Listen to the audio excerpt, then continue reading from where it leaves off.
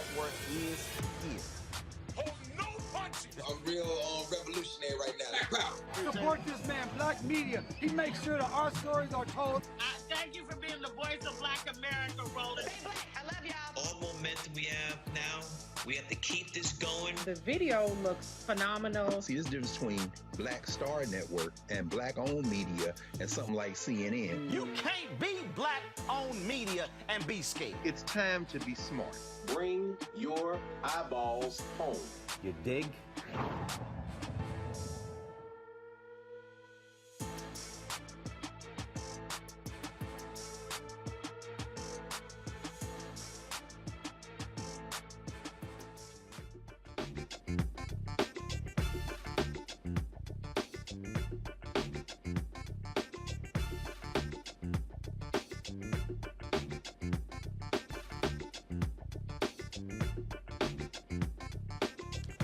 Today is Tuesday, April 5th, 2022. Coming up on Roland Martin Unfiltered on the Black Star Network, a majority Black Tennessee town is fighting back against the state comptroller's financial takeover. We'll talk with the president of the Tennessee State Conference, the NAACP. They are suing the state comptroller on behalf of Mason, Tennessee. Also, folks, on today's show, a heated exchange between Florida Congressman Matt Gaetz and Defense Secretary Lloyd Austin. They clashed during today's House Armed Services Committee. Of course, Republicans and their nonsense about critical race theory. In Georgia, a Black professor is no longer teaching in-person classes after she called the cops to remove 2 Black students who were 2 minutes late to her class. It's also being called the largest settlement Georgia has paid out in about 30 years for the death of a Black man. With those 2 stories out of Georgia. President Barack Obama was back at the White House today to celebrate the success of the Affordable Care Act. We'll show you what took place and the role of financial institutions in first dealing with the issue of slavery.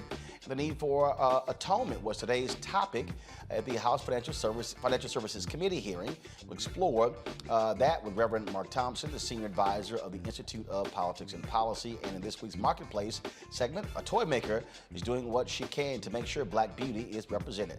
Folks, it's time to bring the funk. I'm Roland Martin Unfiltered on the Black Star Network. Let's go. He's got it. Whatever the biz, he's on it. Whatever it is, he's got the scoop, the fact, the find. And when it breaks, he's right on time and it's rolling.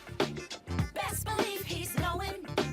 Putting it down from sports to news to politics. With entertainment just for kicks, he's rolling. It's on go, roll, y'all. It's Roland Martin, yeah. Rolling with Roland now. He's funky, he's fresh, he's real, the best, you know he's Roland Martin now.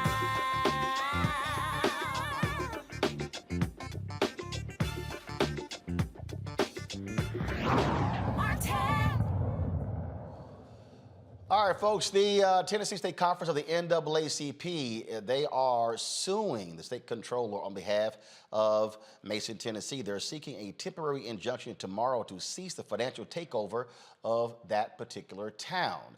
The NAACP is helping out this majority Black town file this lawsuit against Tennessee's comptroller claiming discriminatory practices. Last month, Tennessee comptroller Jason Mumpower said he was taking over the town's finances because of financial mismanagement and it has significant financial debts. Joining me now from Jackson, Tennessee, is Gloria Sweet Love, president of the Tennessee State Conference of the NAACP. Gloria, glad to have you on the show. What is the standing of the Tennessee State Conference of the NAACP in filing this lawsuit? Well, we are the premier organization that believes in civil rights and social justice, not only in Tennessee, but across the nation. We have been on the ground with the officials in Mason since this first happened. In this unprecedented move, once Ford announced that they were going to bring a $5.6 billion plant to the area, and Mason is only about 4.5 miles from that site, there would definitely be more business and more industry. All of a sudden, in an unprecedented move, Mumpower sent, first of all, a letter to all of the citizens of Mason trying to get them to surrender their charter. Of course, we showed up and say, don't surrender your charter. Of all the things you do, keep your charter because that gives you the power. He pushed forward to take over their finances, and we've said that we know that there is nothing in Tennessee Code annotated law at all that gives him that power to do that. So we're standing with Mason, filing for some injunctive relief, and we are standing with Mason and asking people to support Mason as they pay back $250,000 that this administration did not cause to be missing, but that happened in the previous all-white administration, but was actually passed down to this particular administration. And it certainly raises questions why the comptroller did not actually take action against the city when it was run by white folks. Exactly. And the thing of it is, he does not have the authority to do that. You have to understand this comptroller is a former a Speaker of the House of Representatives in Tennessee. He got beat out for that seat, and now he felt like he could come and levy his power over these people. But we say no. We're going to stand with them. We were rallying with them on Saturday. We are asking people to support them by giving to the cause and making sure that they pay back this debt so that they can move forward and becoming the town that they really want to be, because they love their town. And, he has no authority to take it over. So on that particular point, saying he doesn't have the authority, but according to the comptroller, he does. So what does the Constitution say? Well, nowhere, our lawyers have looked at Tennessee Code annotated throughout, and he does not. There's nothing that gives a comptroller authority to take over a town. The thing with him taking over the finances, that's what our lawsuit is about, to give us some injunctive relief to allow them to pay back. They've actually taken part of their CARES Act funds and paid back part of the money. So now they still owe an additional $250,000. Remember, the current administration, Mayor Gooden and Vice Mayor Rivers, and those all the person, they did not create this debt. This debt was created in the administrations before them. No, he does not have the power to do it, and we believe a judge will side with us. All right, then. Well, look, that's taking place tomorrow. What time is the hearing tomorrow, and in which city in Tennessee? It is in Nashville, and I think it is at 11 a.m. So you said 11 a.m., which city? Nashville, Tennessee, in the capital. All right, then. So we'll certainly be following up tomorrow to see what happens in that court in Tennessee. Thanks a lot. Thank you. All right, folks, bringing in my panel right now, Dr. Mustafa Santiago Ali, former senior advisor for environmental justice at the EPA, Teresa Lundy, principal founder of TML Communications. She at the doghouse after last week. Yeah, you know why. And then, trying to say I'm in the same age group as your daddy. He dang near 90 years old. Stop it. And we were joined later by Demario Solomon Simmons, civil rights attorney and founder for Justice for Greenwood. This battle back and forth here is important, Mustafa. And this is why it's important to have civil rights groups who also can utilize their lawyers to fight on behalf of African Americans. When I hear people complain, oh, I don't know what the NAACP is doing, or I don't know what these groups are doing, people have no idea that there are many court challenges that take place that folks simply don't hear about. This is one of the things that they actually do. The NAACP and a number of our organizations, they do the work. It's not always about being in the middle of the news. It's about, doing those foundational things to help our communities to be in a better place. This is just one additional example. We now have our own folks who are fighting this hostile takeover. Let me say it again. It is a hostile takeover, $5.6 billion plant. This is a future plant, but yet we've got these actions that are very antiquated that, folks there in Tennessee are trying to do to hurt literally this Black community. That plant is going to be focused on bringing, the next generation of trucks and batteries, when we talk about this clean economy, into the mix. So as people are trying to move forward with new technology and new opportunities, now folks are trying to sneak in and take, you know, the resources away from this Black community and take their power away. So that's why the NAACP and others are so critical in helping to protect our power and helping to protect our wealth. So again, Teresa, this has been an ongoing battle here, and it is worth asking to the comptroller, where were you when white folks were running this joint? Yeah, I mean, that is the question of the hour. But part of it is, you know, same point to Mustafa's, having these organizations, these civil rights organizations working on the back end of individuals that they are representing. You know, sometimes it's not being on the front lines of protesting, but it is being in the courtroom. And so I think people are getting a real life, you know, front runner understanding of some of the civil rights membership dues, where the membership dues are going, but also making a precedent so this issue doesn't happen again. Indeed, indeed. All right, folks, going to a break. We come back on Roland Martin Unfiltered. Drama on Capitol Hill today.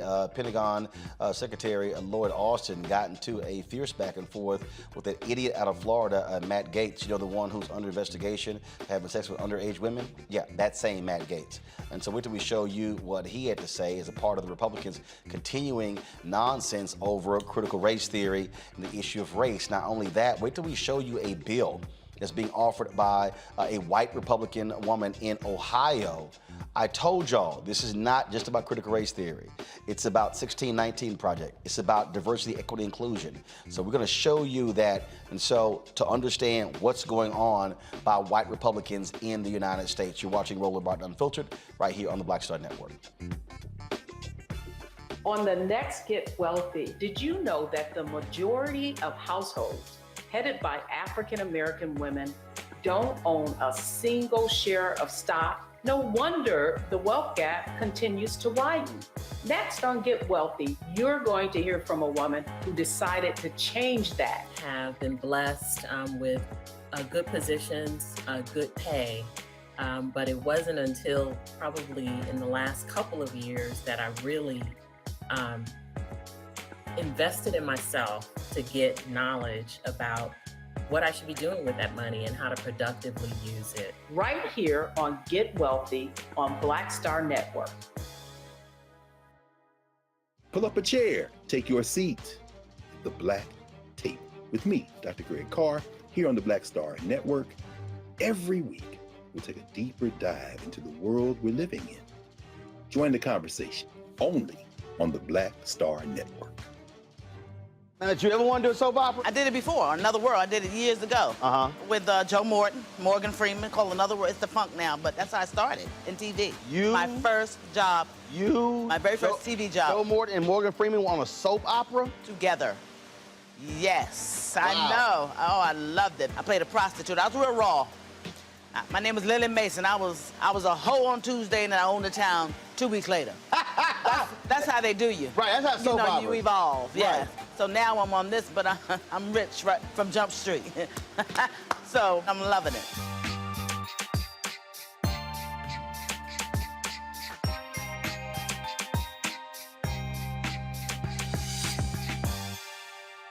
Hi, I'm BB Winans. Hi, I'm Kim Burrell. Hi, I'm Carl Payne. Hey, everybody, this is Sherry Shepherd. You're watching Roland Martin Unfiltered, and while he's doing Unfiltered, I'm practicing the wobble.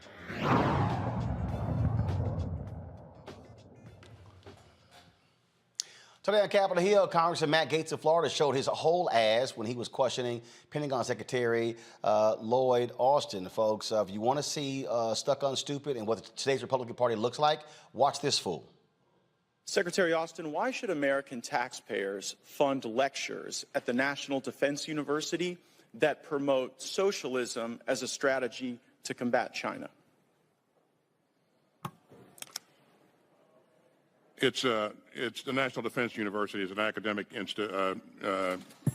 institution, and I don't know of any such lecture. But well, that's surprising because it was widely reported. The National Defense University had Thomas Piketty come, and this was the title of his lecture, Responding to China, the Case for Global Justice and Democratic Socialism. So now that you know that they did this, would you agree that embracing socialism is not an effective strategy to combat China?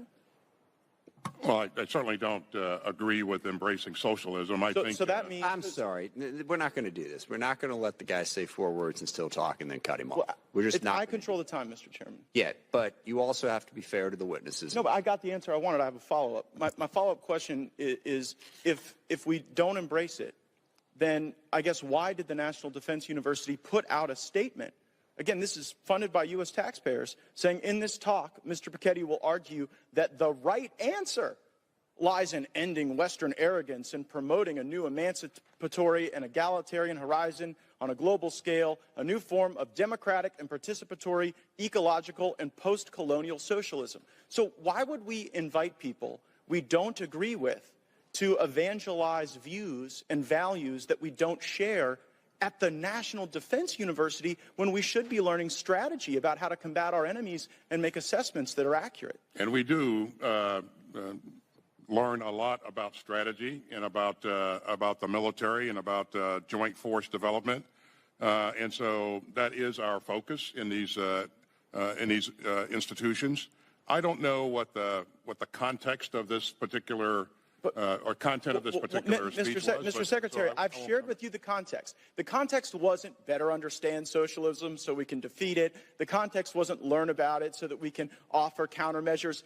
The concept was that it's time for socialism. And the reason I know that's the context is because the lecture was pulled from a book written by Thomas Piketty entitled Time for Socialism. And I just can't help but notice. And so your question was whether or not I control the time. Your question You guys have been was blowing whether or a not lot we of calls embrace lately on the matters answer of is no. strategy, Mr. Secretary. You guys told us that Russia couldn't lose. You told us that the Taliban couldn't immediately win. And so I guess I'm wondering, what in the $773 billion that you're requesting today is going to help you make assessments that are accurate in the face of so many blown calls?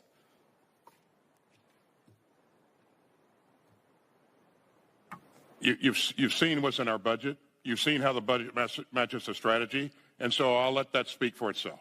Well, I mean, I've also seen that we're behind, Mr. Secretary. We're behind in hypersonics. We failed to deter Russia. Last year, So what do you mean we're behind in hypersonics? How do you? Okay, who's ahead in hypersonics? How do you make that assessment? I don't know. I make that assessment because Is it China is fielding hypersonic weapon systems, and we are still developing them. I make that assessment because Russia actually used one. By the way, your own people brief us that we are behind and that China is winning. Are you aware of the briefings we get on hypersonics? I am certainly aware of briefings that we provide to Congress. But it's not just the hypersonic. It's all over the world. It's in Taiwan, where China last year flew more sorties than ever before. It's North Korea, on pace to shatter prior records, the number of missiles that they are testing. And so while everyone else in the world seems to be developing capabilities and being more strategic, we got time to embrace critical race theory at West Point, to embrace socialism at the National Defense University, to do mandatory pronoun training. Do you accept? You know, it's again, this is the most capable, the most combat critical force in the world. It has been, and it will be so going forward. Not if we continue down this path. To do that. Not if we embrace socialism. The fact that you're embarrassed by your country. Oh no! I'm embarrassed by your leadership. I am not embarrassed for my country. I wish we were not losing to China. I wish we were. You know what? That is so disgraceful that you would sit here and conflate your failures with the failures of the uniformed service members. You guys said that Russia would overrun Ukraine in 36 days. You said that the Taliban would be kept at bay for months. You totally blew those calls. And maybe we would be better at them if the National Defense University actually worked a little more on strategy and a little less on wokeism. Has it occurred to you that Russia has not overrun Ukraine because of what we've done and our allies have done? But that was baked into your flawed assessment. That was baked into your flawed assessment. And so I saw that the Obama administration tried to destroy our military by starving it of resources, and it seems the Biden administration is trying to destroy our military by force-feeding it wokeism. I yield back. Folks, that whole display shows you how much of an ass Matt Gaetz is. But that's today's Republican Party. Take Ohio Representative Jean Schmidt. She has introduced House Bill 616 that is going to do this here. Says that school districts shall not select any textbook, instructional material, or academic curriculum that promotes any divisive or inherently racist concept described in Section 3313.6029 of the Revised Code. Check this out, y'all. as used in this section, divisive or inherently racist concepts include all of the following: critical race theory, intersectional theory, the 1619 Project, diversity, equity, and inclusion learning outcomes, inherited racial guilt, any other concept that the State Board of Education defines as divisive or inherently racist in accordance with rules adopted under Chapter 119 of the Revised Code. Now, again, what you're facing here, and what did I warn y'all from day one? I warned y'all. This had nothing to do with critical race theory. That was the umbrella they were trying to put everything under. The goal here, very simple, DeMario, is to attack anything dealing with race, dealing with diversity, dealing with inclusion. And dealing with Black people's history in this country. No doubt, Roland, you're 100% correct. This is really trying to make sure that our history is not taught, and not only just our history, but their history of destruction, their history of colonialism, their history of enslavement, their history of genocide, their history of land theft, their history of redlining, their history of Jim Crowism. That is what they don't want to be talked about. It says inherit guilt. What do you mean inherit guilt? It's just the facts as it is in this country. It's a fact that you burnt down Greenwood in 1921. It is a fact that you killed Dr. King in 1968. It is a fact that Rodney King was beaten almost to death in 1991, and you sent his trial out to a white area called Simi Valley so those officers could be acquitted. Those are facts. This here is Senator Jean Schmidt, Teresa, as reporters are trying to ask her questions. I've got to go to the Senate. Please don't harass me. Are you able to walk and talk and just explain everything? No, I can't. Please. Why do you feel the need to introduce this here in Ohio? Why do you want to talk about this bill that you are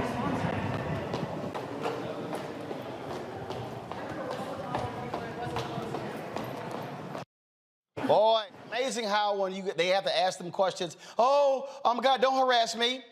They're reporters, they're simply asking you questions. Agreed. You know, part of it is you have to take a look at how some of these elected officials, once they get elected, they choose to be cut off from the public.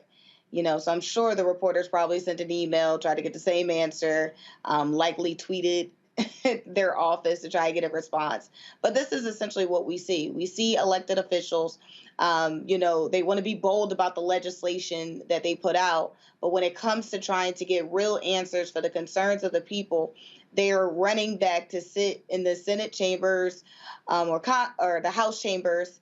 And, you know, they're probably sitting there not talking for the next 20 to 30 minutes until they're brought up for their time to speak. But again, you know, dodging crucial questions that essentially they're making a decision on our lives. The thing, Mustafa, is, again, they are so angry over the fact that we now have a voice in redefining what America looks like. What they want us is to continue to buy the nonsense of of the white view of America and how it was created and how it is viewed. You know, the whitewashing, you know, of history in our country has always been there. They've just now, you know, sort of hyperized it. We also got to be very clear. This is a part of a strategy. You know, this is not folks just kind of doing stuff. Folks understand that Ohio is going to be critical in 2022 and 2024. And, you know, we have to just understand that individuals, these elected officials, are trying to find leverage or actually trying to, you know, build these things between communities so that they can win votes. And that's just what a part of this is about. The other part of it is we just need to call out the fact that Secretary Austin is a member. He's one of the folks with that real high integrity in who they are and how they conduct themselves. And Matt Gaetz, you know, he's up for or he's being investigated because of, you know, sleeping with a minor. So we just need to call out the fact that those two different dynamics that you saw when he was being, you know, questioned there on Capitol Hill. You know, the two different types of men and how they've led their lives and the value that we should place in, you know, what's going on in that space. Well, we just have to understand the war that we're engaged in, and this is why, Demario, my book White Fear is dropping in September, because this is precisely what I'm talking about. This is absolute white fear run amok, and them using their political power. Yeah, and as a former state lobbyist for a progressive institute here in Oklahoma, I know what's going on here. You have these bills that are already templates that are drafted by places like ALEC. They give these particular legislators the bill, and they run on it. And as we just stated, they use this for votes. They are afraid of losing power. They're afraid of losing the ability to be over everything, to take everything for themselves and for their community. That includes monetary power, voting power, economic power, and also the mind educational power. You know, Dr. Carter G. Woodson told us, if you control a man's thoughts, you don't have to worry about his actions. And that's what they're trying to do here. They're trying to control the thoughts of Americans about the true history of this country. It's distasteful, it's disgusting, but it's par for the course. This is what America has always been about. This is what Trump means when he says, make America great again. Going back to a white supremacist mind state where they can control every aspect of our learning, our movement, our money, and our ability to live as free and independent people. Well, and that's what we got to be prepared for. And a lot of that was because of the person we're about to show next. When he was elected, that's President Barack Obama. He was at the White House today for a celebration of the Affordable Care Act and the changes the Biden-Harris administration is making to it. And so here is what took place today when President Barack Obama had sort of a homecoming with his VP Biden at the White House.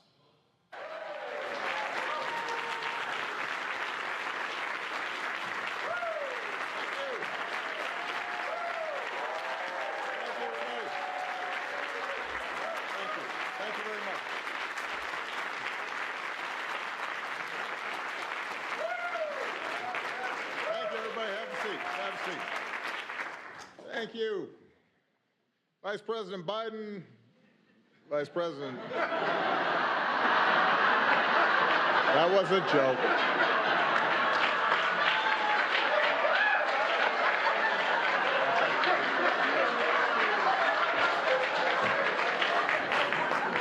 That was all set up. My president, Joe Biden, Vice President Harris.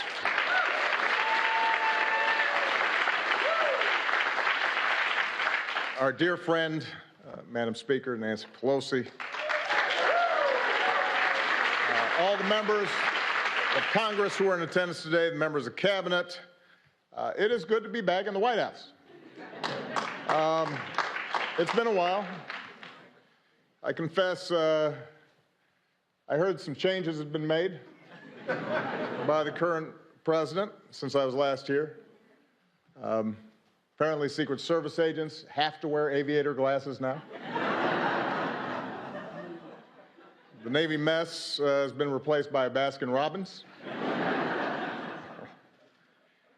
And there's a cat running around, which I guarantee you Bo and Sonny would have been very unhappy about. But coming back, even if I have to wear a tie, which I very rarely do these days, gives me a chance to visit with some of the incredible people who serve this White House and who serve this country every single day. A lot of times out of the limelight. They make this government function, and they help people in ways big and small. And from the outside, sometimes people don't understand just how grueling this is and how many sacrifices people make. Because those of us who are in front of the cameras oftentimes get the credit. But it's a lot of people who are devoted day in, day out to making this country better that matter, and a lot of them are represented here. And that's not just in the West Wing, by the way. It's also in the residence. There were a lot of people who looked after our families that I will always be grateful to. So it's wonderful to be back to say thank you to all of you. But most of all, coming back here gives me a chance to say thank you and spend some time with an extraordinary friend and partner who was by my side for 8 years. And Joe Biden and I did a lot together.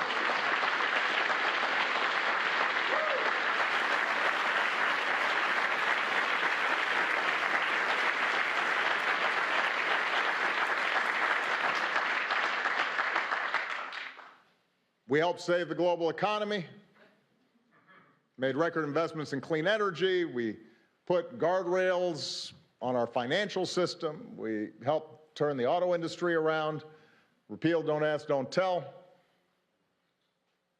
But nothing made me prouder than providing better health care and more protections to millions of people across this country.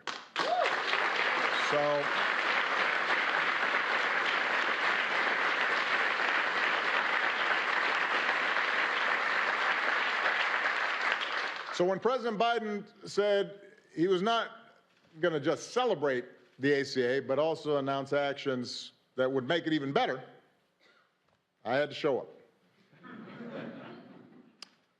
I think it's been well documented just how difficult it was to pass the ACA. You can get a lot of testimony here in case folks haven't heard. You know, as a country, we have been talking about reforming health care for 100 years. Unlike almost every other advanced economy on earth, we didn't have a system that guaranteed access to health care for all of its citizens. Millions of people didn't have health insurance, often because their employers didn't provide it or because it was too expensive. But despite the fact that our healthcare system didn't work well, it was hard to change.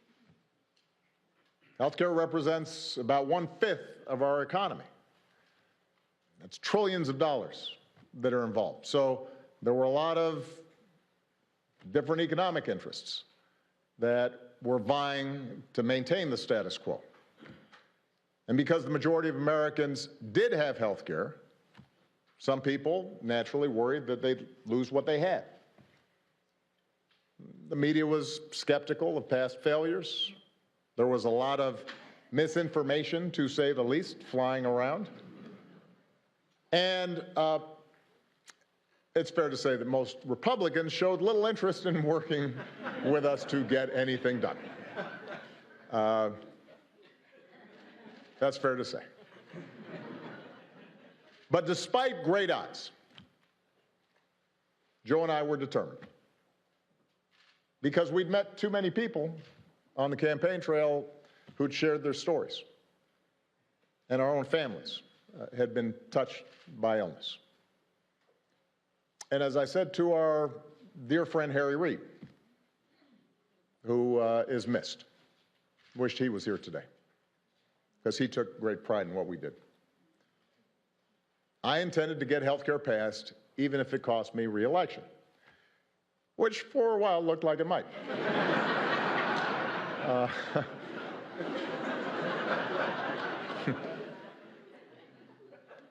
But for all of us, for Joe, for Harry, for Nancy Pelosi, for others, the ACA was an example of why you run for office in the first place, why all of you sign up for doing jobs that pay you less than you could make someplace else, why you're away from home sometimes and you miss some soccer practices or some dance recitals. Because we're not supposed to do this just to occupy a seat or to hang on to power. But we're supposed to do this because it's making a difference in the lives of the people who sent us here.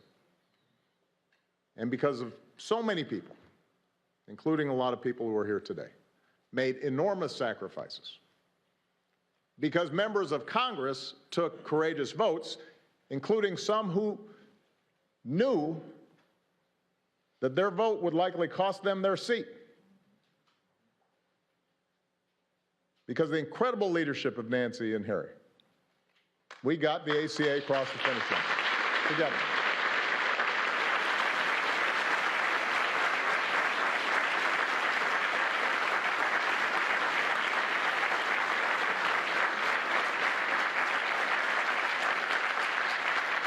And the night we passed the ACA, I've said it before, it was a high point of my time here because it reminded me and it reminded us of what is possible.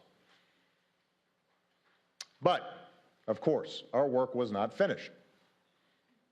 Republicans tried to repeal what we had done again and again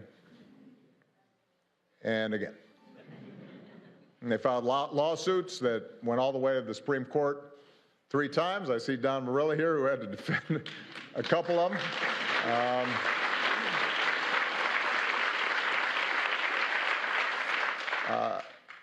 They tried explicitly to make it harder for people to sign up for coverage. And let's face it, it didn't help that when we first rolled out the ACA, the website didn't work.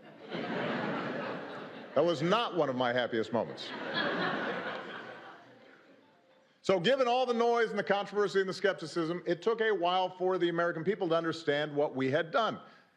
But lo and behold, a little later than I'd expected, a lot of folks, including many who had initially opposed health care reform, came around.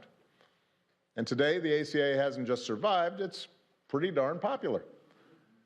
And the reason is because it's done what it was supposed to do. It's made a difference. First 20 million, and now 30 million people have gotten covered thanks to the ACA.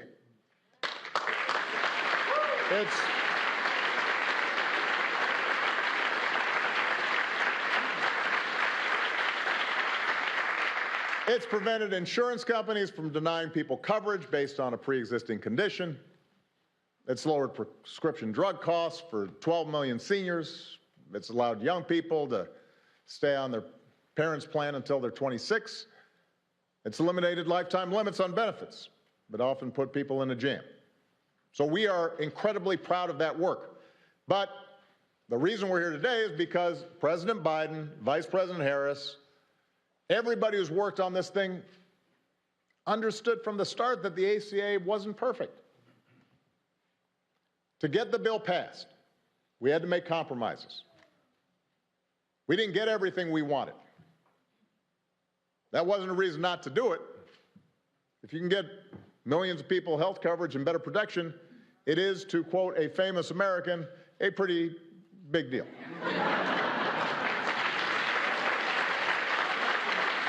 That's what it is.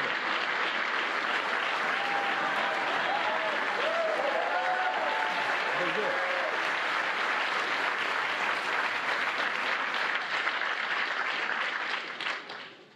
But there were gaps to be filled. Even today, some patients still pay too much for their prescriptions. Some poor Americans are still falling through the cracks. In some cases, healthcare subsidies aren't where we want them to be, which means that some working families are still having trouble paying for their coverage. Here's the thing, that's not unusual when we make major progress in this country. The original Social Security Act left out entire categories of people, like domestic workers and farm workers. That had to be changed. In the beginning, Medicare didn't provide all the benefits that it does today. That had to be changed. Throughout history, what you see is that it's important to get something started, to plant a flag, to lay a foundation for further progress. The analogy I've used about the ACA before is that in the same way that was true for early forms of Social Security and Medicare, it was a starter home. It secured the principle of universal health care, provided help immediately to families, but it required us to continually build on it and make it better. And President Biden understands that, and that's what he's done since the day he took office. As part of the American Rescue Plan, he lowered the cost of health care even further for millions of people. He made signing up easier, made outreach to those who didn't know they could get covered, make sure that they knew, made that a priority. And as a result of these actions, he helped a record 14.5 million Americans get covered during the most recent enrollment period.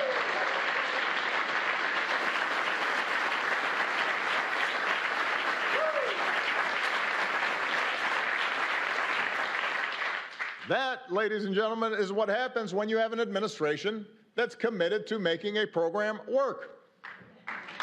And today,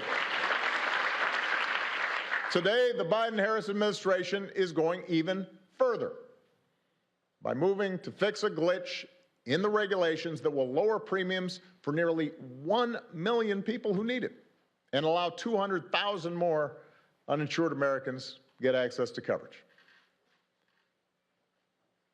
I'm a private citizen now, but I still take more than a passing interest in the course of our democracy. But I'm outside the arena, and I know how discouraged people can get with Washington. Democrats, Republicans, Independents. Everybody feels frustrated sometimes about what takes place in this town. Progress feels way too slow sometimes. Victories are often incomplete. And in a country as big and as diverse as ours, consensus never comes easily. But what the Affordable Care Act shows is that you are driven by the core idea that together we can improve the lives of this generation and the next. And if you're persistent, if you stay with it and are willing to work through the obstacles and the criticism and continually improve where you fall short, you can make America better. You can have an impact on millions of lives. You can help make sure folks don't have to lose their homes when they get sick, that they don't have to worry whether a loved one is going to get the treatment they need. President Joe Biden understands that. He has dedicated his life to the proposition that there's something worthy about public service and that the reason to run for office is for days like today. So I could not be more honored to be here with him as he writes the next chapter in our story of progress. I'm grateful for all the people who've been involved in continuing to make the ACA everything it can be, and it is now my great privilege to introduce the 46th President of the United States, Joe Biden.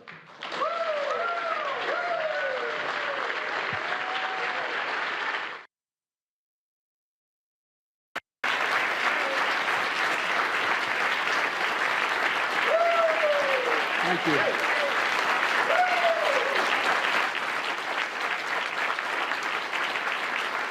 Thank you, thank you, thank you. Please. Thank you. Thank you.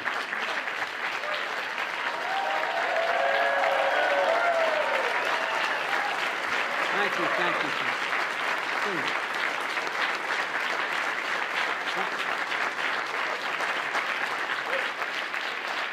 Please. Thank you.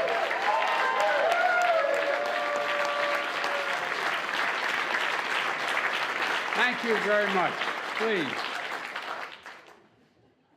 My name is Joe Biden. I'm Barack Obama's vice president. And I'm Jill Biden's husband. By the way, the only reason Jill's not here today, she's working. She's teaching. And so I just want you to know that's why she's not here. Good afternoon, everyone. Mr. President, welcome back to the White House, man. Feels like the good old days. Being here with you brings back so many good memories. We just had lunch together, and we weren't sure who was supposed to sit where. Look, it's fitting that the first time you return to the White House is to celebrate a law that's transforming millions of lives because of you. And I say because of you. We had a lot of help, the staff, and I helped a little bit, but it's because of you. A law that shows hope leads to change. And you did that. You did it. Let's be honest. The Affordable Care Act has been called a lot of things, but Obamacare is the most fitting. Obamacare. True.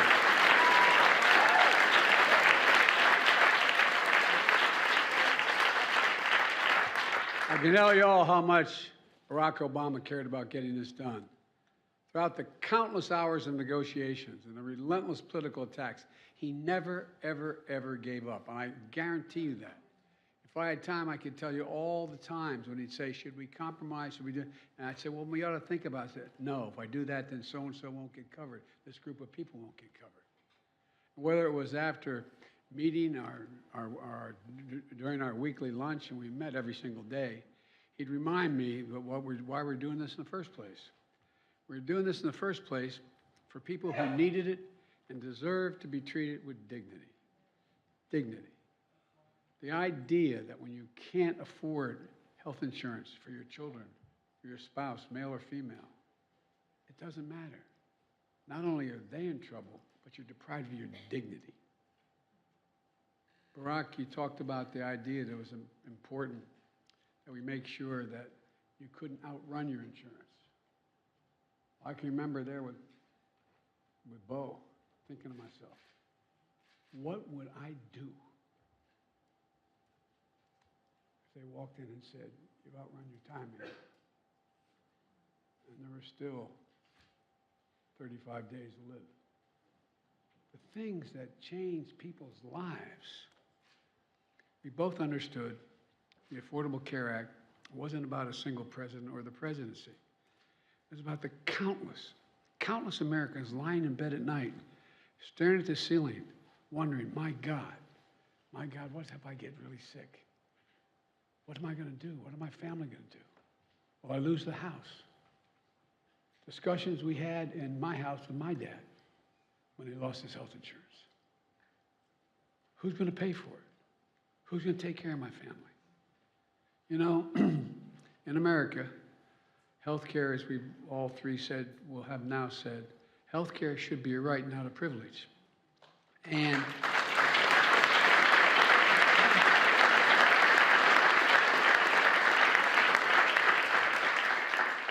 with the help of members of Congress, especially Nancy, and the advocates for families who are here today, 12 years ago last month, 12 years ago, we made a good effort toward that proposition, and it should be right. And Barack, when you signed the Affordable Care Act into law, it became the most consequential piece of health insurance, most consequential piece of legislation, in my view, since the creation of Medicare and Medicaid in 1965. It made a difference in people's lives every day. You just talked about where we were before the Affordable Care Act and what happened in the past 12 years to make life a lot better for people. Well, I'd like to talk about where we go from here, because we knew back then, as the president said, we knew that we had to keep strengthening this legislation. Look, that's why I ran for president, and I promised to protect and build upon the Affordable Care Act. As soon as I entered office, that's exactly what Kamala and I did, and what our administration and the Democrats in Congress here today did. We passed the landmark American Rescue Plan, which not only helped us in COVID-19 get it under control and our economy back on track, it got millions more people insured under the Affordable Care Act. It made it easier for people to sign up for coverage in the middle of a pandemic. It opened to special enrollment people and gave millions and millions of Americans more time to enroll. It quadrupled the number of navigators out there in the communities, helping people to sign up for coverage because it's confusing to people. It's confusing. Presidents heard me say when we worked together, you know, they'd say, well, Biden and Obama are doing great on foreign policy. You want to do something difficult, try health care. Not a joke. Not a joke. So we continue to expand Medicaid. Missouri and Oklahoma became the 37 and 38 states to expand Medicaid under the Affordable Care Act. All right, folks, if you want to see the rest of that, simply go to whitehouse.gov. All right, coming up next, more drama on Capitol Hill, this time with the House Financial Services Committee. We'll tell you what took place there, and we'll break down other issues, of course, on Roland Martin Unfiltered. Folks, don't forget, you want to support what we do. It's all about, again, speaking to the issues that other people are not focusing on, they're ignoring. You can download the Black Star Network app. We want to get to 50,000 downloads by May 1st. By May 1st. And so Apple phone, Android phone, Apple TV, Roku TV, Amazon Fire TV, Xbox, Samsung Smart TV. Don't forget to also support our Bring the Funk fan club. Every dollar you give goes to support this show. And so you can send a check or money order to P.O. Box 57196, Washington, D.C. 20037. Cash App is $RM Unfiltered. PayPal is R Martin Unfiltered. Venmo is RM Unfiltered. Zelle is Roland at RolandSMartin.com. Roland at RolandMartinUnfiltered.com. And so again, support us in what we do. We'll be back. You're watching the Black Star Network. Back in a moment. On the next A Balanced Life, April is Autism Awareness Month. We will be having a very special conversation on education, advocacy, and working in that space. Whether you have a child on the spectrum or not, this is a space for you. This is a conversation you don't want to miss. Join me, Dr. Jackie, on A Balanced Life on Black Star Network. We're all impacted by the culture, whether we know it or not. From politics to music and entertainment, it's a huge part of our lives, and we're going to talk about it every day right here on The Culture with me, Faraji Muhammad, only on the Black Star Network. What's going on? This is Tobias Trevelyan. Hey, I'm Amber Stevens-West. Yo, what up, y'all? This is Jay Ellis, and you're watching Roland Martin Unfiltered.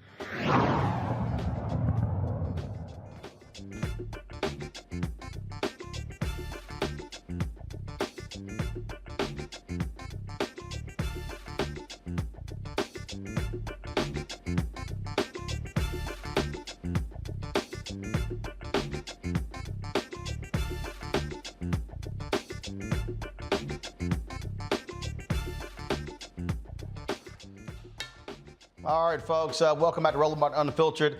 Here is today's Black and Missing.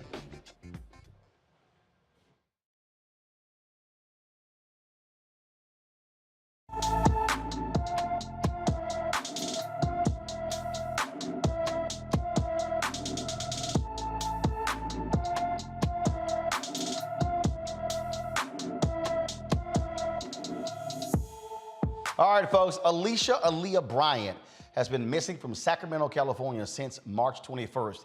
The 15-year-old is 5 feet 5 inches tall, weighs 150 pounds, with black hair and brown eyes. She has 2 tattoos, has cherries on her left thigh and the name Jafari on the right side of her chest. The left side of her nose is pierced. Alicia is known to change her hair frequently. When she was last seen, she had light brown highlights in her hair. She may wear wigs, dye her hair, or change her hairstyle. Anyone with information should call the Sacramento County, California Sheriff's Office at 916-874-5115, 916-874-5115. A black college professor, Carissa Nicole Gray, is no longer teaching in-person classes at Georgia State University after she called police on 2 black students for arriving to class 2 minutes late. This took place at the Perimeter College at Georgia State University. Now, here's what Bria Blake, who was in the same classroom, said happened in this TikTok video. 2 black students had the police called on them today at Georgia State's Perimeter campus in Newton County for being 2 minutes late to class. You heard me correctly, 2 minutes late to class, and they had the police called on them. When the professor then asked them to leave, Taylor responded and said, "We paid to be here." The professor, Carissa Gray, then responded, "Okay," and left the room. When she returned with 2 armed police officers. The woman cop, whose name I do not know, proceeded to grab Taylor's things and try to forcibly remove them from the room. They then said that if they did not leave, they would be charged with trespassing. The students arrived to the classroom. The door was wide open. They were allowed to enter, walk all the way to their seats, sit down, and proceed to take out their things to take notes. The woman police officer proceeded to hold on to Taylor's things until Taylor agreed to leave. She then went down to the advisement center to figure out who it was that she could talk to file a report. She was directed to go to the department head of Professor Mason, then told Taylor that her only 2 options were to either stay in an environment that she didn't feel safe in or take an F. When we went across the street to the other building to file a complaint with the Student Life Department, we were then informed that this was not the first time that the police had been called on a student for something irrational. Taylor also disclosed that she felt as though this action taken by Professor Carissa Gray was in retaliation to an earlier event that happened earlier on in the semester. Time and time again, we've seen the police being weaponized against black people. Calling the police on 2 students for being 2 minutes late to class is extremely unreasonable and dangerous. Both of the students, a woman and a man, started crying because they were so terrified of what could happen to them. Please share this video. I'm trying to spread this story so that people can know what's going on. Stuff like this cannot keep happening to Black youth in America. Stop weaponizing the police against Black people. Now, according to the school's code of conduct, instructors have the authority to remove students from class and or call security in cases that can be perceived as disruptive behavior. Georgia State University officials are investigating what happened here. This is beyond strange, Teresa. Like, it is. 2 minutes late? 2 minutes late? The students had every right to be in that classroom. It didn't matter if they was 2 minutes late or 5 minutes late. It just seemed like the professor was just unprepared for the lesson. So anytime, and I went to college, and I wish a professor would have said, if you're late, do not come to class. I'd probably say, please reimburse me my tuition for this course. Because, and I think the young lady was right in her TikTok video. I'm so glad that we're utilizing social media in this way, because if this video didn't go viral, right, there probably wouldn't have been any consequences for this professor. I think that it was countless times this was happening in the student union, according to the video. And, it just doesn't seem like, this professor in particular is willing to get any consequences for her actions. But it seems like she's being very petty. This was a very dangerous act that can happen from any college or professors, especially during the times we are in right now. I just don't understand, Mustafa, why the professor's being a hard ass for 2 minutes late. I mean, look, it's college. You come in 2 minutes late. And look, I get it if you say, like, perfect example, when I spoke, a few years ago, I was asked to address some students at Howard University. I think I was in town for Congressional Black Caucus Foundation. This is before I moved to D.C. And what I did was I gave the students a current event quiz at the outset after I was introduced. And I said whoever scored the highest could actually get a paid opportunity to help us with the assignment. And so several students came in late. And when they came in, they were like, oh, man, I wish I knew. I said, well, that's why you come on time. Then I said, but you go late, so you missed out. Now, guess what? That is the point of coming on time. But if you're having a class, who gives a damn if they're coming in 2 minutes? It's 2 minutes late. Really? Yeah, I mean, I was late in college, and everybody else was late, from time to time. I didn't hear anything about her having a conversation with them about what may have been going on, and that wasn't even needed, to be quite honest. She escalated a situation and took it to a place that was extremely dangerous. We know how we're often seen by law enforcement, whether they're Capitol Police or others. So she should have had the sense to not even engage in that way, and she should have just did her job. Your job is to share information. You are dealing with adults. They get to make the decisions that they want. If they want to come to class 5 minutes late, 10 minutes late, don't show up at all, it'll be reflected in their grades. So for this type of action to have taken place, they're not yet ready to actually teach at the college level. DeMario, I had a flashback because when I was at Texas A&M, it was an English class. And the class was every Tuesday and Thursday, okay? It was every Tuesday and Thursday. And so the thing that was a trip to me was I worked at the newspaper. I used to come in class late, and professor pulled me, we had a test, and he pulled me aside. He said, I want to speak to you for class. And I was like, all right, fine. So he said, I got a problem. I was like, what's the problem? He said, you come to my class late. You're not doing well on your test. He went through this whole deal. And I was like, you done? And he was like, yeah. I said, man, I'll be honest with you. I said, I don't care about this class. I said, let me explain something to you. I said, this class is irrelevant to my future. I said, I've had job offers since I was a freshman. I said, I need you to understand that I work at the newspaper in town, the Bryan College Station Eagle. I said, now if I got a choice between reading your 100 pages or staying late, working at the newspaper, writing stories, I said, I ain't never getting around to your 100 papers. I said, so I just need you to understand, I don't need an A, I don't need a B, I don't need a C. I just need to pass your class. I said, I know what I'm gonna do with my career. And your English class is not a priority. My priority is to learn as much as I can as a newspaper reporter right now. So when I graduate, I will be one of the best at what I do. I said, so listen, I'm gonna come to your class late. I said, and that's how it's gonna go. I was not, now some of y'all out there, because see, I know some of y'all out there listening, y'all gave a damn about magna cum laude, and your grade point average. I knew what nobody gonna ask me after college what the hell I made in the class. What nobody gonna ask me for no transcript. Only thing I've ever been asked is fill an application out that you graduate. That's it. And matter of fact, I haven't even been asked that question since my second job. And that was 1993. And so I understood the game. And so what this professor needs to understand, and then look, and I get it, I had some people who were like, damn, Roland, that was arrogant. No, what it was I was locked and loaded on my career, not that damn class. And you gotta understand that. And so if you're the professor, if they come in late, that's on them. If they don't show up, as Mustafa said, that's on them. And if they don't pass, you know what you say?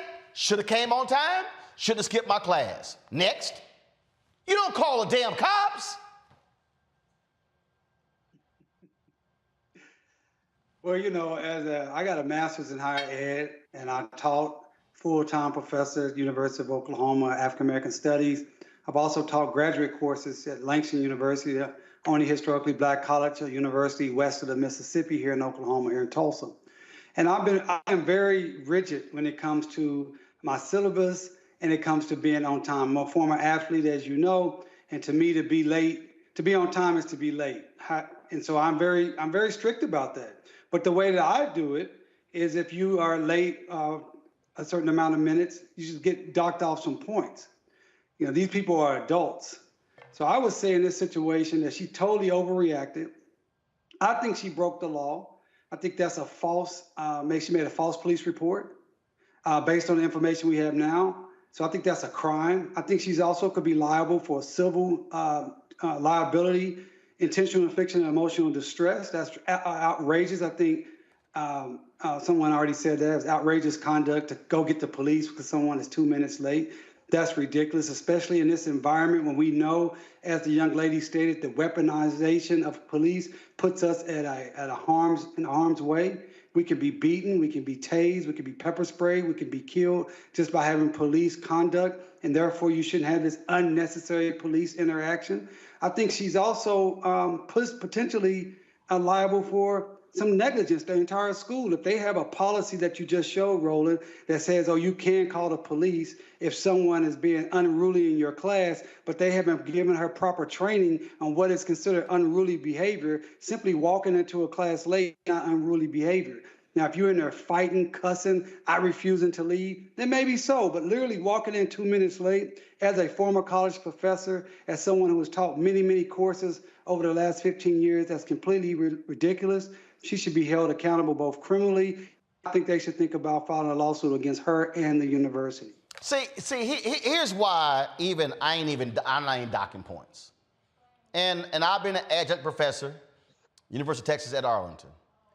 And this is the philosophy that I have. First of all, the classroom ain't a job. Again, I don't know what you got going on before. I don't know if you may have had transportation issues. I don't know what went on. So I'm not tripping on that whole thing. I ain't tripping on that. So again, it's 2 minutes. And the reason why, and again, I know somebody watching, because y'all see on the chat, y'all like, Roland, you was special. Yes, I was special and different. Because again, This is what college professors have to understand. One, who am I dealing with? It's a perfect example. Journalism class. We had an assignment, and it was a test day. So here's what they would do. They would give you a set of facts on a sheet of paper, and you then would have to write a story based upon the set of facts on the sheet of paper. It was a Monday, Wednesday, Friday class. It was 50 minutes. I came to the class 15 minutes late. I left the class 15 minutes early. I told you it was a 50-minute class. So the next class, professor asked me to stay after class. And she said, Roland, you made an 84 on this paper. You know, had you applied yourself and not came to class late, left class early, then you could have made a better grade. I said, Dr. Thomas, I'm gonna be honest with you. I didn't care about your A. She goes, what? What do you mean? I said, Doc, I need you to understand something. I purposely came 15 minutes late, and I purposely left 15 minutes early. I said, because I had to teach myself how to write a story in 20 minutes. I said, because see, Doc, I'm gonna graduate, and I'm gonna be in a situation where we're gonna be on deadline. And I'm gonna come back from a scene, I'm gonna have to sit down and write a story in 20 minutes on deadline. And if I've never practiced writing a story on deadline, then I'm not gonna be good at writing a story on deadline. I said, so here's what you're gonna do. You're gonna tell me how I made an 84. And then you're gonna tell me where I missed those 16 points. And the next class, I just want you to know, I'm coming in here 15 minutes late. And I'm leaving 15 minutes early because right now, I am putting myself in a position to be great in my craft. Man, she looked at me like I was crazy.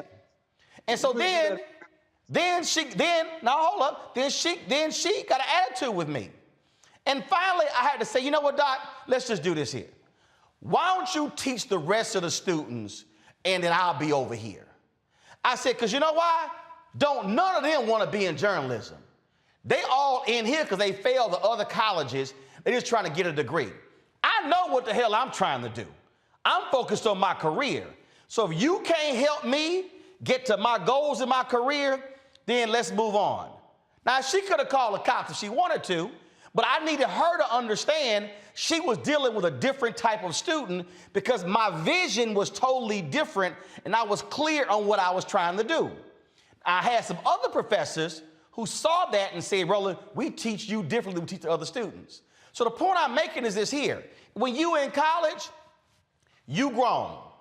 You don't have a mom and daddy telling you when to wake up, telling you when to go. You don't have to come to class. And again, it's on you as a college student. And if you can shake your head all you want to, DeMario, but if that college student decides to be late or not come, they're going to suffer the consequences of their actions. But the consequences of their actions should never be the professor calling the cops on them for being 2 minutes late. Well, no question about that. I think we all agree on the cops. When we're talking about college, and I've taught both undergrad and graduate students, there's a difference here. Graduate students, people are working, they have families, they have really good reasons why they may be able to make a career. No, player. Whole bunch of us, hold up. You were athlete. You were athlete. A whole bunch of us had to work in undergrad. Yeah, I was an athlete, but I'm saying it's a different mentality. I believe in teaching to transgress, bell hooks. I believe in utilizing the classroom and the college education to help people become adults. I don't believe that people in college, just because you're 18 or 23, 22 years old, that you grown. Just because you outside your home, you still haven't fully developed. And we're trying to create. No, you grown. No, you grown. Hold up. You 18, DeMario? Nobody for you, Roland, can come to their job 15 minutes late and say, well, I already know what I need to do. Stop right there. What's the operative word? Stop right there. What's the operative word you just used?